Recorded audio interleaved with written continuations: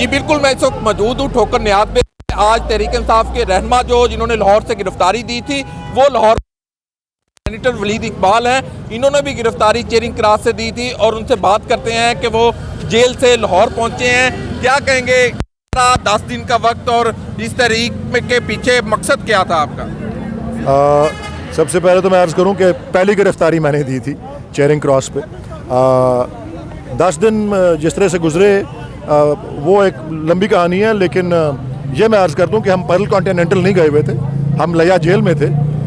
لیکن ہماری آپ کے سوال کا جواب کہ ہماری اس تحریک کا مقصد کیا تھا، وہ محض یہ تھا کہ ہم آئین کی بالادستی کو پاکستان میں یقینی بنائیں. میں نے بطور سینیٹر حلف لیا ہوا ہے کہ میں آئین کو برقرار رکھوں گا اور اس کا تحفظ اور دفاع کروں گا. اور جب آئین میں یہ واضح ہے اور کوئی ابہام نہیں ہے کہ اسمبلی کے تحلیل ہونے کے 90 دن کے اندر اندر الیکشن ہونا ضروری ہے، تو اس کو ڈاج کرنا یا اس کو اس بات کے اوپر کسی التوا میں ڈالنا کہ کسی سیاسی جماعت یا کسی سیاسی اتحاد کے لیے وہ زحمت ہے، اس طرح نہیں ہوتا. آئین آئین ہے، اور اگر اس کی فرما برداری نہیں ہو اور اگر قانون کی حکمرانی اور آئین کی بالادستی کسی ملک میں نہ ہو تو پھر جنگل کا قانون رہتا ہے اور پھر وہ ملک مہذب ملکوں کے دائرے سے نکل جاتا ہے. اچھا، آپ کے سلوک کیسا رہا جیل کے اندر؟ بالکل جی، چکیوں میں تو ہم بند تھے، اس میں کوئی ڈاؤٹ نہیں ہے.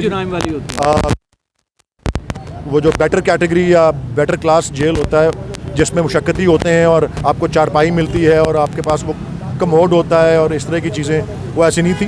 میں وہاں پہ جیل کا کھانا کھاتا رہا ہوں، برتن خود اپنے دھوتا رہا ہوں، اپنی لانڈری خود کرتا رہا ہوں. اور ہم سب کو اپنے ہاتھ سے کام کرنے کا بھی ایک جو ہے اس کو جذبہ ہونا چاہیے اور اچھی ٹریننگ ملی ہے ہم کو. سیاست میں تو آپ کو آپ سینیٹر ہیں، آپ کو بی کلاس نہیں دی انہوں نے کوئی اس طرح؟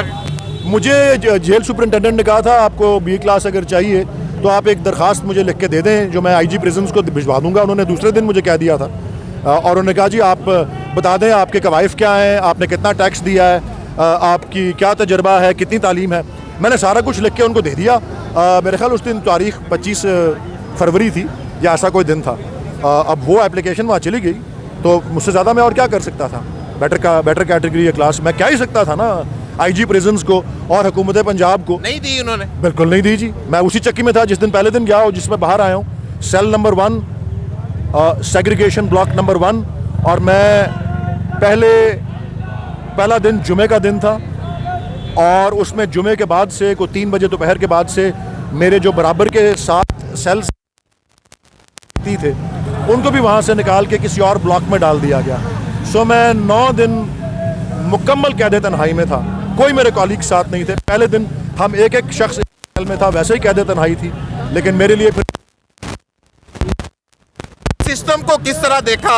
اتنے دن وہاں بند رہے، کیسا ہے جیل سسٹم وہاں پہ؟ قیدیوں کے ساتھ سلوک کیسا ہے؟ اوورآل کیسا رہا؟ دیکھیں جی، میرے پاس کیونکہ قیدی وہاں پہ مشقت کرتے ہیں، وہ ان کا آنا جانا چلتا رہتا تھا. وہ سامنے آ کے باغ کو صاف کر رہے ہوتے تھے، سلاخوں کو صاف کر رہے ہوتے تھے.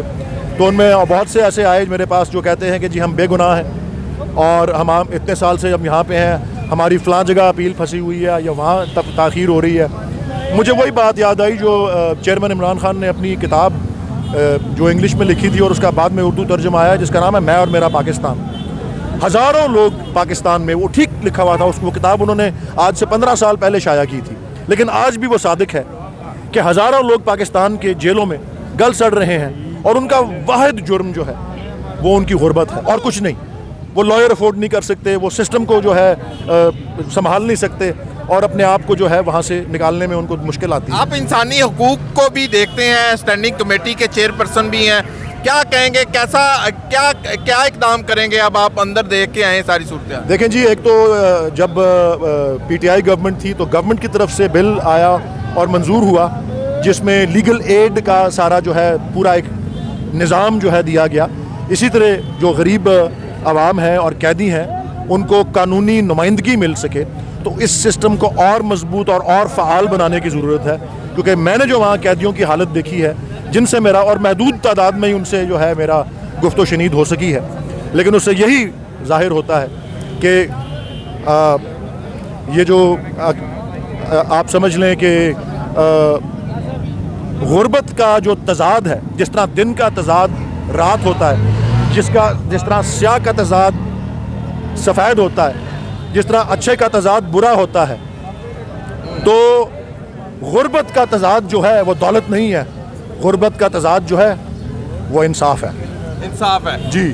اب دوبارہ اگر جیل برو تحریک شروع ہوتی تو جائیں گے؟ بالکل جائیں گے جی, کیوں نہیں, لیکن اب الیکشن کال ہو گیا ہے انشاءاللہ, تو اور کیا چاہیے ہم کو. ہماری تحریک جو ہے وہ رنگ لائی ہے, اور اپنی مورل اتھارٹی اور اخلاقی قوت کی وجہ سے. اور آپ نے دیکھ لیا ہے کہ ہماری اسیری کے دوران جو ضمنی انتخاب ہوا ہے, اور ہماری اسیری کے دوران جو لاہور ہائی کورٹ بار کا انتخاب ہوا ہے, اس کے مارجن سے آپ کو اندازہ ہو جاتا ہے کہ کس قسم کی عوام میں اس کی جو ہے عوام کی جو امیجنیشن ہے اس کو کس طرح سے کیپچر کیا ہے ہماری اس تحریک. الحمدللہ. ولید صاحب بہت شکریہ. ہم اپنے گفتگو سنی. ولید تھے سینیٹر ہمارے ساتھ, انہوں نے جیل کا احوال بتایا, ان کو 10 سال میں رکھا, چکی میں رکھا, اور مزید ان کا یہ کہنا ہے کہ جو آئندہ بھی وہ انسانی حقوق کے لیے لوگوں کے لیے کام بھی کریں گے. جی